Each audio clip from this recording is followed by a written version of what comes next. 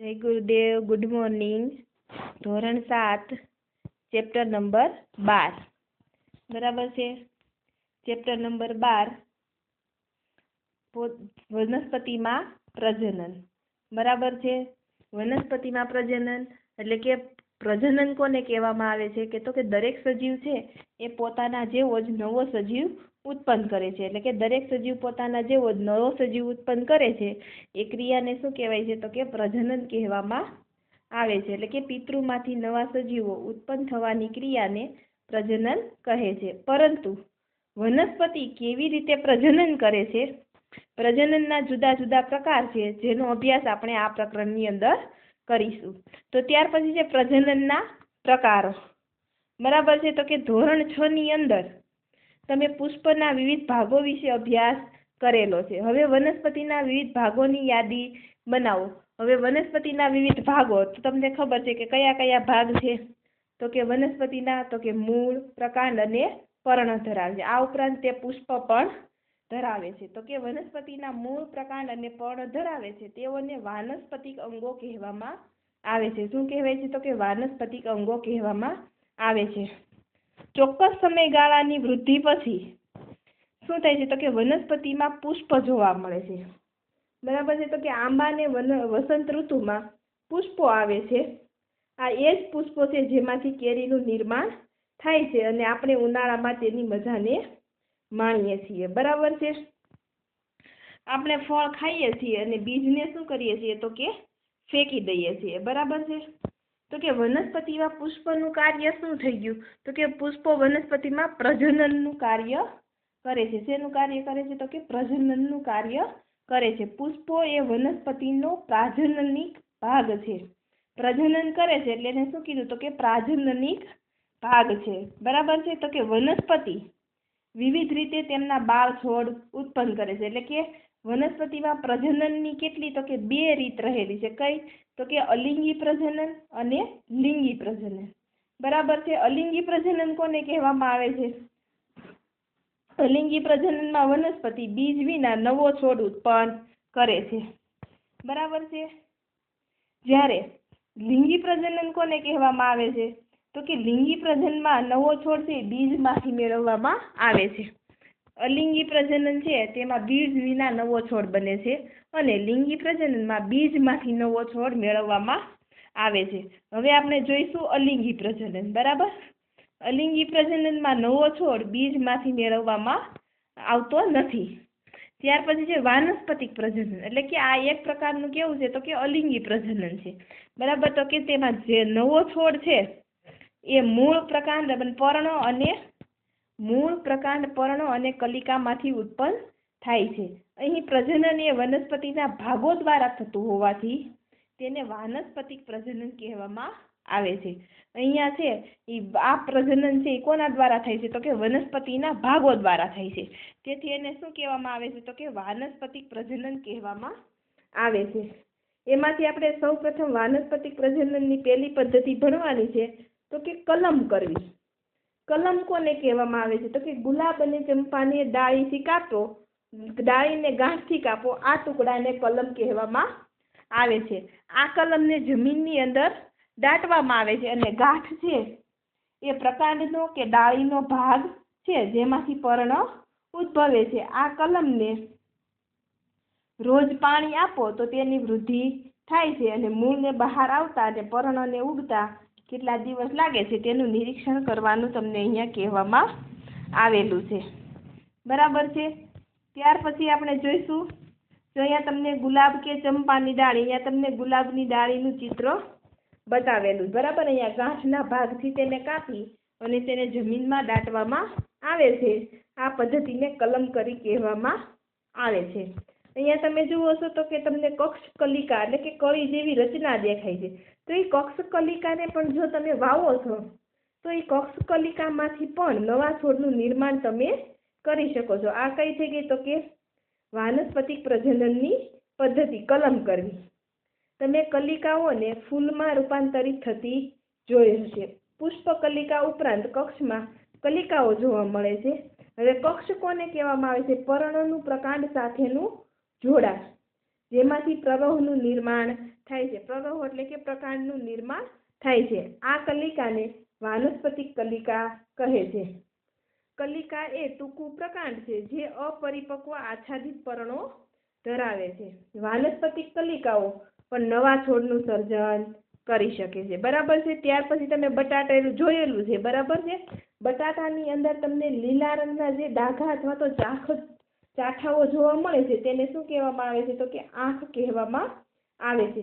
બટાટાને નાના ટુકડાઓમાં કાપી અને આંખ જેવો ભાગ છે તેને જમીનમાં દાટી અને જો તેને દરરોજ પાણી આપવામાં આવે, બરાબર, તો તેમાંથી પણ તમે નવો બટાટાનો છોડ ઉગાડી શકો છો। જો અહીંયા તમને આકૃતિમાં બતાવેલું છે। બરાબર છે કે આજે તમને લીલા રંગનો જે ગાંઠ જેવો ભાગ દેખાય છે એ શું છે? આંખ છે।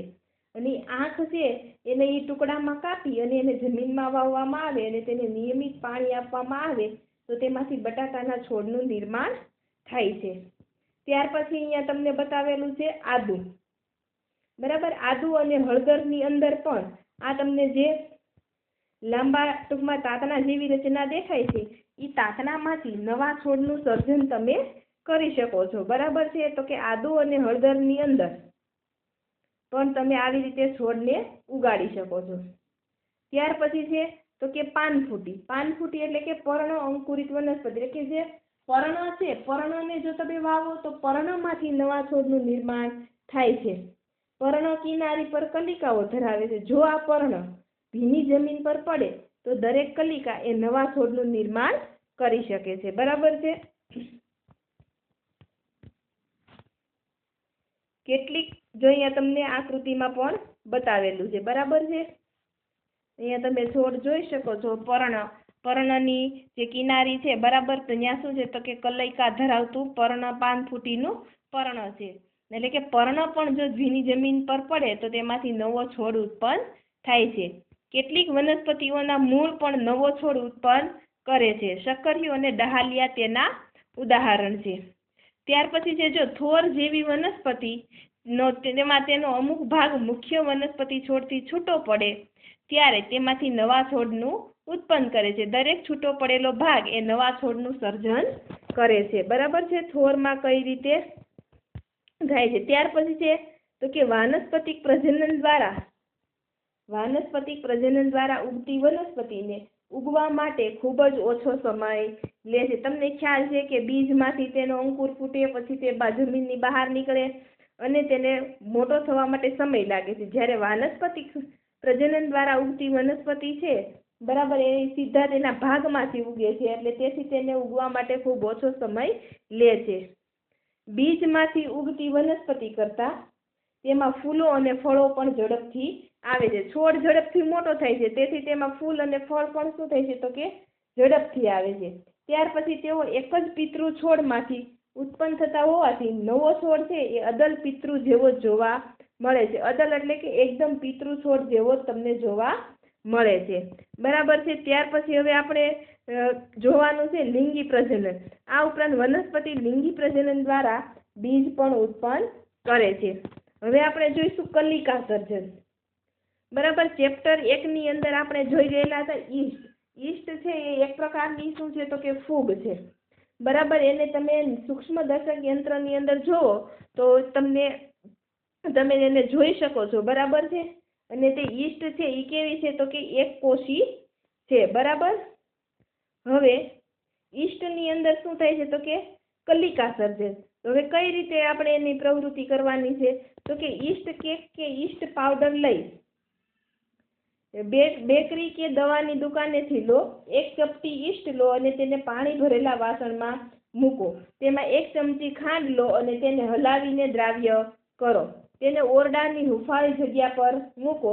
1 કલાક પછી કાચની સ્લાઇડ પર આ દ્રાવણનું 1 ટીપું મૂકો અને સૂક્ષ્મદર્શક યંત્રની મદદથી તેને નિહાળો। તમને શું જોવા મળે છે? તો જો તમને અહીંયા આકૃતિ બતાવેલી છે તે તમે જોઈ શકો છો। બરાબર છે। આ ઈસ્ટનો એક કોષ છે, તેમાંથી જો અહીંયા તમે કલિકાનું સર્જન થતું જોઈ શકો છો અને સમયાંતરે તે કલિકા છે એ જે મેઇન ઈસ્ટ કોષ હતો એનાથી શું થાય છે? તો કે છૂટી પડે છે અને કલિકાઓની શું બનાવે છે? તો કે સાંકળ બનાવે છે। બરાબર, અને તેમાંથી નવી નવી ઈષ્ટ બને છે, એટલે કે તે ખૂબ જ બહુગુણિત થાય છે થોડા જ સમયની અંદર. બહુગુણિત એટલે કે 2 માંથી 4, 4 માંથી 8 એવી રીતે. બરાબર છે. ઈષ્ટના કોષમાંથી એક નાનું બલ્બ જેવું પ્રલંબન જોવા મળે છે, જેને કલિકા કહે છે. કલિકા ધીરે ધીરે વિકાસ પામે છે અને પિતૃકોષથી અલગ થઈ નવા કોષ તરીકે વિકાસ પામે છે. નવો કોષ વૃદ્ધિ પામે છે અને પુખ્ત બને છે અને બીજા ઘણા ઈષ્ટના કોષો સર્જે છે. કેટલીક વાર બીજી કલિકાઓ મુખ્ય કલિકામાંથી સર્જાય અને કલિકાની સાંકળ બનાવે છે. મેં હમણાં તમને કીધું એ પ્રમાણે જો આ પ્રક્રિયા ચાલુ રહે તો થોડા જ સમયમાં વિશાળ સંખ્યામાં ઈષ્ટના કોષો તમને જોવા મળે છે.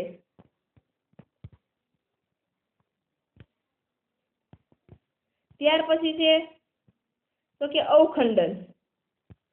બરાબર છે. તો અવખંડન કોની અંદર થાય છે? તો કે આપણે પાણીની અંદર જે આપણે શેવાળ કહીએ છીએ, બરાબર, પણ આપણે વિજ્ઞાનમાં એને શું કહીશું તો કે લીલ. લીલ કેવી છે? તો કે પાણીમાં લીલો ચીકણો જથ્થો જોયો છે એ શું છે? તો કે લીલ છે. જ્યારે પાણી અને પૂરતા પોષક તત્વો મળી રહે છે ત્યારે લીલ ઉગી નીકળે છે અને વિખંડન દ્વારા ખૂબ જ ઝડપથી ગુણિત થાય છે. વિખંડન એટલે કે ટુકડા. અવખંડન એટલે કે લીલનો તંતુ 2 કે તેથી વધુ ટુકડાઓમાં તૂટે છે. આ તંતુઓ કે ટુકડાઓ નવા વ્યક્તિગત તંતુ તરીકે વર્તે છે, એટલે કે નવા તંતુ તરીકે વર્તે છે. આ પ્રક્રિયા ચાલુ રહે છે અને ટૂંકા સમયગાળામાં વિશાળ વિસ્તારને ઢાંકે છે. એટલે કે લીલની અંદર શું થાય છે? તો કે અવખંડનની પદ્ધતિથી થાય છે. જેટલા ટુકડા થશે લીલના એટલા તે દરેક નવા સજીવ તરીકે વિકાસ પામે છે. બરાબર છે. ત્યાર પછી છે બીજાણુ સર્જન. બીજાણુ સર્જન તમને ખબર છે, આપણે બ્રેડ અથવા તો રોટલીની ઉપર જે ફૂગ ઉગી નીકળે છે, બરાબર, તેની અંદર આપણે એને ન્યુકર કહેતા હતા, એટલે કે સફેદ તાતણા જોવા મળે છે, જે પહેલા ચેપ્ટરની અંદર આપણે ભણી ગયેલા છીએ. બરાબર છે. તો એ શું છે? તો કે એ ફૂગ છે એની અંદર કેવી રીતે થાય છે? તો કે બીજાણુ સર્જન. જો અહીંયા તમને આકૃતિ બતાવેલી છે, જો અહીંયા બીજાણુ ધાની અને બીજાણુ ધાનીની અંદર શું આવેલા હોય છે? તો કે આ બીજાણુ છે. આ બીજાણુ ધાની છે એની અંદર શું આવેલા છે? તો કે બીજાણુ આવેલા. પણ બીજાણુ ધાનીની ફરતે જે આ કવચ છે એ કેવું હોય છે? ખૂબ જ કઠણ હોય છે. બરાબર, એટલે કે ઓછા તાપમાને અથવા તો ભેજવાળા વાતાવરણમાં તે ઝડપથી તૂટતું નથી, પરંતુ જ્યારે તેને અનુકૂળ તાપમાન અને અનુકૂળ વાતાવરણ મળે છે ત્યારે તે તૂટે છે અને આ બીજાણુ છે એ બહાર નીકળે છે અને તેમાંથી દરેક નવો છોડ ઉત્પન્ન થાય છે. બરાબર. જો અહીંયા તમને આપેલું છે એક આ હંસરાજ એટલે કે નેફ્રોલેપિસ. એની અંદર પણ શું થાય છે? તો કે બીજાણુ સર્જન. કઈ રીતે? કે જો અહીંયા બીજાણુ જોવા મળે, બરાબર, નાના ટપકા જેવી રચના છે, એ શું છે? તો કે બીજાણુ. ને એની ફરતે શું છે? તો કે બીજાણુ ધાની છે, એટલે કે બીજાણુ ધાનીની અંદર બીજાણુ આવેલા હોય છે. બ્રેડના ટુકડા પર કપાસ જેવા તાતણા જોઈ શકાય છે. જ્યારે બીજાણુ મુક્ત થઈ તે હવામાં તરતા રહે છે. તે ખૂબ જ હલકા હોવાથી ખૂબ જ લાંબુ અંતર કાપી શકે છે. બીજાણુ અલિંગી પ્રજનન અંગ છે. દરેક બીજાણુ સખત રક્ષણાત્મક કવચ ધરાવે છે, જે ઊંચા તાપમાન અને ઓછા ભેજમાં પણ ટકી રહે છે. તેથી તેઓ લાંબા સમય સુધી અસ્તિત્વ ધરાવે છે. જ્યારે અનુકૂળ સંજોગો પ્રાપ્ત થાય ત્યારે બીજાણુ અંકુરણ પામે છે અને એક નવા સજીવ તરીકે વિકાસ પામે છે. મોસ અને હંસરાજ એટલે કે નેફ્રોલેપિસ વગેરે પણ બીજાણુ દ્વારા એટલે કે બીજાણુ સર્જન દ્વારા પ્રજનનની ક્રિયા કરે છે. બરાબર. હવે આવે છે તો કે લિંગી પ્રજનન. લિંગી પ્રજનન એટલે કે બીજ દ્વારા નવો છોડ બનવાની ક્રિયા છે એને લિંગી પ્રજનન કહેવામાં આવે છે. ધોરણ 6 ની અંદર આપણે પુષ્પની રચના ભણી ગયા. એમાં પુષ્પનો વનસ્પતિક પ્રજનન અંગ કયા હતા? તો કે પુંકેસર એ એનો નર પ્રજનન અંગ છે અને સ્ત્રીકેસર એ માદા પ્રજનન અંગ છે. બરાબર. જો અહીંયા તમને બતાવેલું, બરાબર, પુંકેસર અને સ્ત્રીકેસર વિશે આપણે 6થા ધોરણની અંદર ભણી ગયેલા છીએ અને 6થા ધોરણમાં મેં તમને બતાવેલું હતું જાસૂદની અંદર સ્ત્રીકેસરના ભાગો અને પુંકેસરના ભાગો મેં તમને દર્શાવેલા હતા. હવે આવે છે પુષ્પોના પ્રકાર. એકલિંગી પુષ્પો અને દ્વિલિંગી પુષ્પો. બરાબર છે. એટલે કે જે ફૂલો માત્ર સ્ત્રીકેસર અથવા માત્ર પુંકેસર ધરાવે છે તેને એકલિંગી પુષ્પો કહે છે. જે ફૂલો સ્ત્રીકેસર અને પુંકેસર બંને ધરાવે છે તેને દ્વિલિંગી પુષ્પો કહે છે. દ્વિ એટલે કે બે, સ્ત્રીકેસર અને પુંકેસર બંને ધરાવે છે એટલે એને શું કહેવાય છે? તો કે દ્વિલિંગી પુષ્પો કહેવાય છે. તો કે મકાઈ, પપૈયા અને કાકડી એકલિંગી પુષ્પો ધરાવે છે, જ્યારે સરસવ, ગુલાબ અને પેટુનિયા દ્વિલિંગી પુષ્પો ધરાવે છે. બરાબર છે. ત્યાર પછી અહીંયા તમને રચના આપેલી છે તો કે પુંકેસરની. પુંકેસરનો જે આ લાંબો તાતણા જેવો ભાગ છે એને શું કહેવામાં આવે છે? તંતુ કહેવામાં આવે છે. અને જે આ કોથળી જેવી રચના છે એને શું કહેવાય છે? તો કે પરાગાશય. પરાગાશયની અંદર શું થાય છે? તો કે પરાગરજ ઉત્પન્ન થાય છે. ત્યાર પછી તમને આ બતાવેલો છે તો કે સ્ત્રીકેસરનો ભાગ. બરાબર છે. હવે સ્ત્રીકેસરની અંદર આ જે તમને ગાદી જેવી આ રચના જોવા મળે છે એને શું કહેવામાં આવે છે? પરાગાસન. પરાગાશયમાંથી પરાગરજ છે એ ક્યાં જાય છે? તો કે પરાગાસન ઉપર. ત્યાર પછી નળી જેવી રચના જોવા મળે છે જેને શું કહેવાય છે? તો કે પરાગવાહિની. બરાબર. એની નીચે તમને જે આ ફૂલેલો શંકુ આકારનો ભાગ દેખાય છે એને શું કહેવાય છે? તો કે અંડાશય. અને અંડાશય અથવા તો બીજાશય. અને બીજાશયની અંદર શું આવેલું હોય? આ ટપકા જેવી રચના, એને અંડકો અથવા તો બીજાંડ કહેવામાં આવે છે. આ થઈ ગઈ સ્ત્રીકેસરની રચના.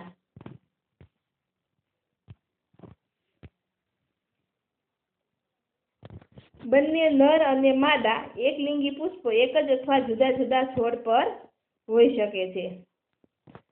હવે પરાગાશય છે પરાગરજ ધરાવે છે. બરાબર છે. જે નરજન્યુઓ ઉત્પન્ન કરે છે. સ્ત્રીકેસર એ પરાગાસન, પરાગવાહિની અને અંડાશય ધરાવે છે. અંડાશય એક કે વધુ અંડકો ધરાવે છે. માદાજન્યુ અથવા અંડકોષ અંડકમાં ઉત્પન્ન થાય છે.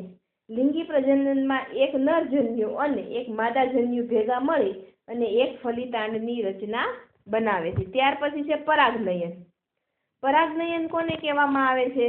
તો કે પરાગાશયની અંદર ઉત્પન્ન થતી પરાગરજ છે એ પરાગાસન ઉપર પડે છે અને પરાગાસન પર પડી અને તે ક્યાં જાય છે? તો કે પરાગવાહિનીમાંથી થઈ અને ક્યાં જશે? તો કે બીજાંડ પાસે, અને તેમાંથી ફલિતાંડ બનાવે છે. આ ક્રિયાને શું કહેવાય? પરાગનયનની ક્રિયા કહેવામાં આવે છે. સામાન્ય રીતે પરાગરજ સખત રક્ષણાત્મક કવચ ધરાવે છે જે તેને સુકાઈ જતા અટકાવે છે. પરાગરજ હલકી હોવાને કારણે તે સરળતાથી પવન અને પાણી દ્વારા વહન પામે છે. જીવજંતુઓ પુષ્પની મુલાકાત લે છે. બરાબર. અને તે છે પુષ્પ ઉપર બેસે છે અને તેમાંથી તે ટૂંકમાં પરાગરજ છે તેના શરીર સાથે ચોંટી અને બીજા પુષ્પ ઉપર પડે છે. હવે અહીંયા તમને બતાવેલું છે સ્વપરાગનયન અને પરપરાગનયન. આ આખું એક પુષ્પ છે. આ પરાગાસન છે. બરાબર છે. હવે આ પરાગા અને આ શું છે? તો કે પરાગાશય. આ એક જ પુષ્પ છે. બરાબર. તો સ્વપરાગનયન કોને કહેવામાં આવે? તો કે આ જ પુષ્પના પરાગાશયમાં ઉત્પન્ન થતી પરાગરજ તે જ પુષ્પના પરાગાસન પર સ્થાપિત થાય તો તેને સ્વપરાગનયન કહેવાય. હવે જો આ પુષ્પની જે પરાગરજ છે, બરાબર, તે બીજા પુષ્પના, અહીંયા બીજું પુષ્પ તમને દેખાય છે, તો કે બીજા પુષ્પના પરાગાસન પર પડે છે તો તેને પરપરાગનયનની ક્રિયા કહેવામાં આવે છે. હવે આપણે જોઈશું ફલનની ક્રિયા. બરાબર છે. હવે મેં તમને સ્વપરાગનયન અને પરપરાગનયન વિશે કહી દીધું. ત્યાર પછી હવે આવે છે ફલન. તો ફલન કોને કહેવામાં આવે છે? તો જુઓ, આકૃતિ ઉપરથી આપણે તેને સમજીએ. બરાબર છે. પરાગાશયની અંદર જે પરાગરજ ઉત્પન્ન થાય છે એ પરાગરજ ક્યાં પડે છે? તો કે સ્ત્રીકેસરના આ પરાગાસન ઉપર પડે છે. પરાગાસન ઉપર પડે છે ત્યારે સમય જતા તે શું થાય? અંકુરિત થાય છે.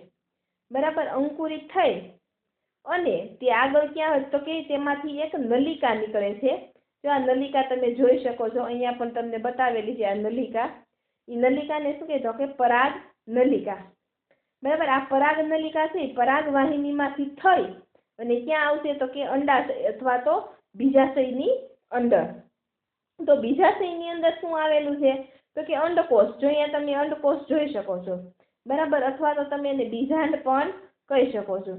આ અંડકોષ અને આ પરાગરજની જે અંદરનો હતો, બરાબર, કે નરજન્યુ, એ બંને શું થાય છે? તો કે ભેગા થાય છે. એ મિલન થવાની ક્રિયા છે એને શું કહેવાય છે? તો કે ફલનની ક્રિયા કહેવામાં આવે છે। સમયાંતરે શું થાય છે તો કે જે આ બીજાંડ બરાબર આ ફલિતાંડ છે બરાબર એમાંથી જે બીજાંડ હશે બરાબર બીજાંડનું બીજમાં રૂપાંતર થાય છે અને જે આ બીજાશય છે એનું ફળની અંદર રૂપાંતર થાય છે। ફરી એકવાર આ બીજાશય છે અથવા તો અંડાશય છે એનું ફળની અંદર રૂપાંતર થાય છે અને તેની અંદર રહેલા જે અંડકો છે અથવા તો બીજાંડો છે તેમાંથી શું બને છે તો કે બીજ બને છે। આ થઈ ગઈ ફલનની ક્રિયા અને ફળ અને બીજ કઈ રીતે બને છે તે આપણે જોયું। કેટલાક ફળો માસલ અને રસાળ હોય છે એટલે કે કેરી, સફરજન અને નારંગી। માસલ એટલે કે દળદાર હોય છે અને રસાળ એટલે કે પાણીવાળા। કેટલાક ફળો શુષ્ક હોય છે, શુષ્ક એટલે કે કઠણ જેવા કે બદામ અને અખરોટ બરાબર છે। હવે આવે છે બીજનો ફેલાવો કે બીજનો ફેલાવો કઈ રીતે થાય છે બરાબર છે। તે કુદરતમાં એક જ પ્રકારના પુષ્પો જુદી જુદી જગ્યાએ ઉગે છે કારણ કે બીજ જુદી જુદી જગ્યાએ ફેલાય છે।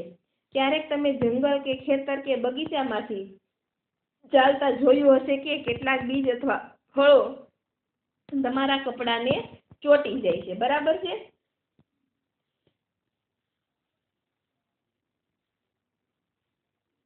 બરાબર તો હવે આપણા કપડાને જે બીજ ચોંટી જાય છે એની રચના કેવી છે જો એક જ વનસ્પતિના બધા જ બીજ એક જ જગ્યા પર પડે અને બધા ત્યાં જ વૃદ્ધિ પામે તો તમે શું વિચારો છો શું થશે તો કે અહીં સૂર્યપ્રકાશ, પાણી, ખનિજ ક્ષારો અને જગ્યા માટે સખત સ્પર્ધા જોવા મળે છે। પરિણામે શું થશે તો કે આ બીજ તંદુરસ્ત વનસ્પતિ તરીકે વૃદ્ધિ ન પામે।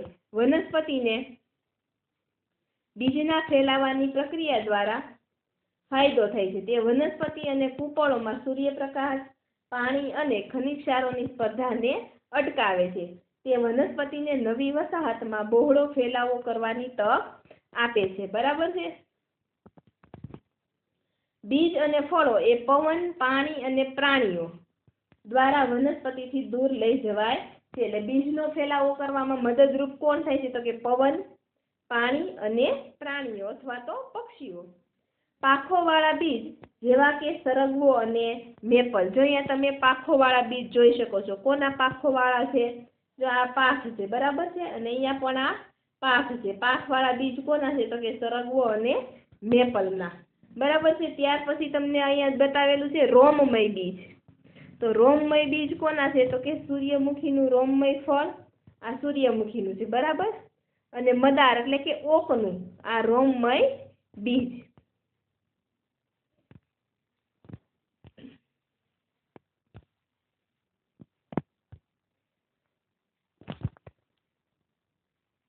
રોમમય બીજ અને સૂર્યમુખીના રોમમય ફળોને પવન દ્વારા દૂર સુધી લઈ જવાય છે।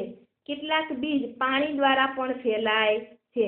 નાળિયેરીમાં જોવા મળે છે તેમ આ ફળો અથવા બીજ સામાન્ય પોચા અને તાતણા જેવા બાહ્યાવરણમાં સ્વરૂપમાં વિકાસ પામે છે। કેટલાક બીજ પ્રાણીઓ દ્વારા ફેલાય છે એટલે કે જો પ્રાણીઓ દ્વારા અહીંયા તમને શું કહેવા માંગે છે તો કે ખાસ કરીને જેમાં બીજ કાંટાળા હોય એટલે કે હૂક જેવી રચના ધરાવે છે જે પ્રાણીઓના શરીર સાથે જોડાય અને દૂરના સ્થળો સુધી જાય છે। ઉદાહરણ તરીકે ગાડરિયું અને યુરેના। આ ઉપરાંત અંઘેડી, જીપ્ટો બરાબર આ પણ કેવા છે તો કે કાંટાવાળા બીજ છે જે પ્રાણીઓ દ્વારા તેનો ફેલાવો થાય છે। કેટલાક બીજનું વિકિરણ ત્યારે જ થાય છે એટલે કે વિકિરણ એટલે કે બીજનો ફેલાવો ત્યારે જ થાય છે જ્યારે ફળ ઝટકાથી ફૂટે છે। આ બીજ પિતૃ વનસ્પતિથી ખૂબ જ દૂર સુધી ફેંકાય છે જે એરંડા અને બાલ્સમમાં જોવા મળે છે। એટલે કે એરંડા અને બાલ્સમની અંદર બીજ વિકિરણ કોના દ્વારા થાય છે તો કે ફળ જ્યારે ઝટકાથી છૂટે ત્યારે થાય છે। અહીંયા નીચે તમને ગાડરિયાની રચના બતાવેલી છે જે તેમાં તમને હૂક જેવી રચના જોવા મળે છે। આ સાથે આપણું ચેપ્ટર પૂર્ણ થાય છે। જય ગુરુદેવ।